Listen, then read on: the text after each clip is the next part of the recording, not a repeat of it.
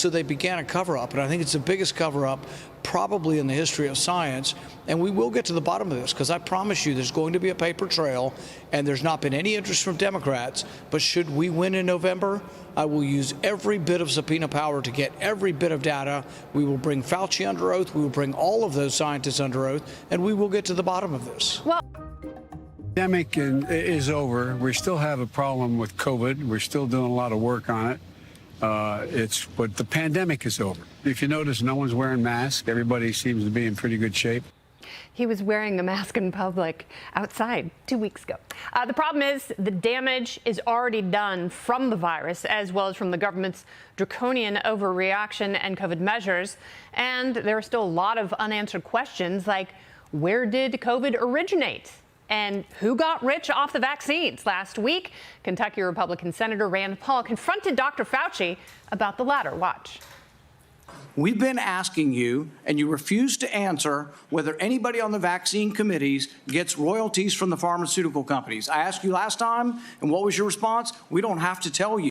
But I tell you this, when we get in charge, we're going to change the rules, and you will have to divulge where you get your royalties from what companies. And if anybody on the committee has a conflict of interest, we're going to learn about it. I promise you that. Rand Paul took down Dr. Fauci on that point as well. Watch. You seemed quite certain of yourself in 2004, but in 2022, there's a lot less certainty. A vaccination following infection gives an added extra boost. And that film that you showed is really taken out of context. If you ignore whether they've been infected, you're ignoring a vaccine, basically. When people decry vaccine hesitancy, it's coming from the gobbledygook that you give us. As you heard, Senator Paul is vowing to investigate all of it should Republicans win the Senate. So when would that begin? And shouldn't they be doing that now? Here with me tonight, Kentucky Republican Senator Rand Paul. Senator Paul, welcome back to the show. Thanks for having me. So you really are the only honest actor who is taking it to Dr. Fauci, who is so horribly conflicted. Now, for you, what is the most troubling conflict of interest that he has?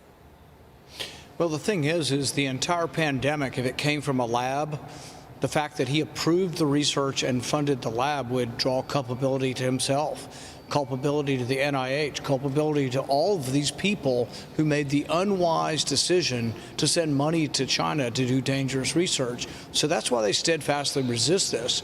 But if you look at the early emails when they first discovered the sequence, the RNA sequence of this virus, January 31st of 2020, they are quite frightened. There's harried emails going back and forth till 2:30 in the morning.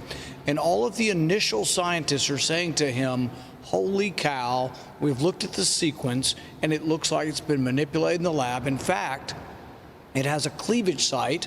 This is the way the virus cleaves or gets into the cell that we don't see in nature typically, and that the Chinese last year asked us for money to do exactly that research. So all kinds of alarms and bells went off for a day or two.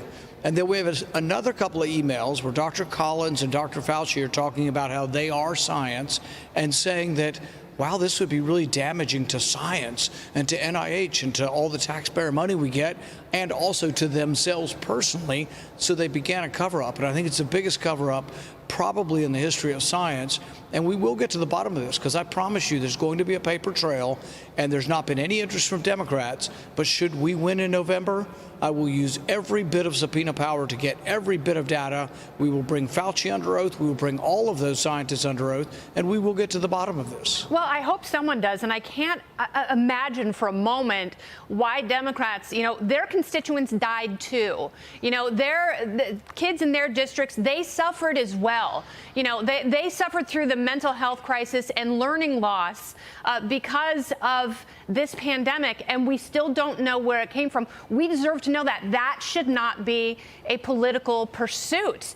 And, Dr. Fauci has made it so. He has turned into a political operative, and he has done so much damage to this country. Now, another answer you've been trying to elicit from him, and he's been very slippery on this, and this is also a glaring conflict of interest. There are people who sit on those vaccine committees who decide what the rules are for all of us and where we can and cannot go.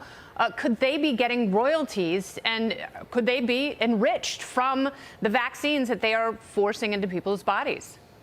So we've asked this question over and over again.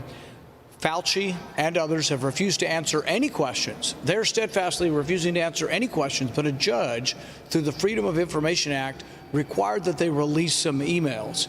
They released them, but they blanked them all out except for the total amount of royalties. But it's not a small amount.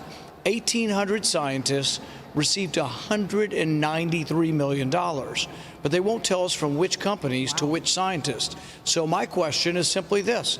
And it may not, there may be nobody on the committee that's received this money, but if they won't tell us, it makes us wonder.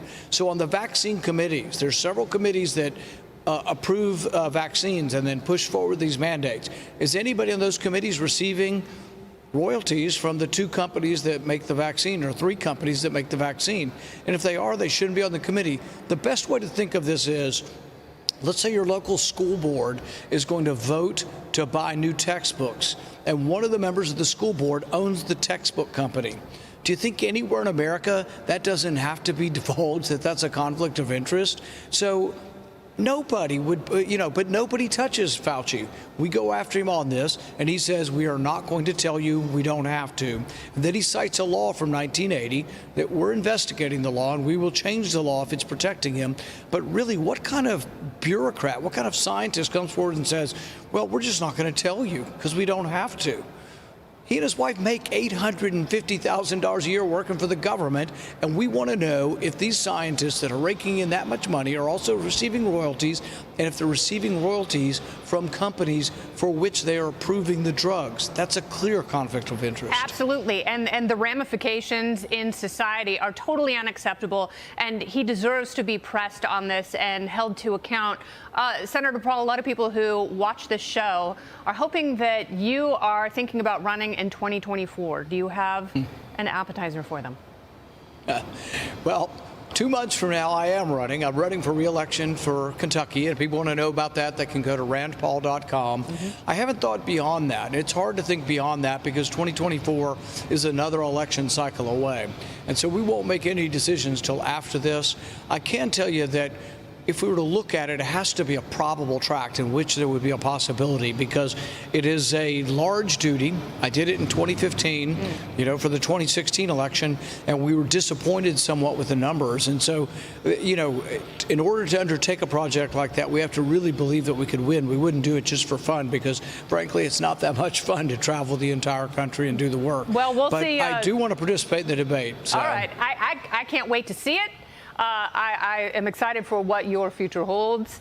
And unlike Dr. Fauci, you believe in data and science, so I'm sure that will inform your decision. Senator Paul, thank you so much. Thank you.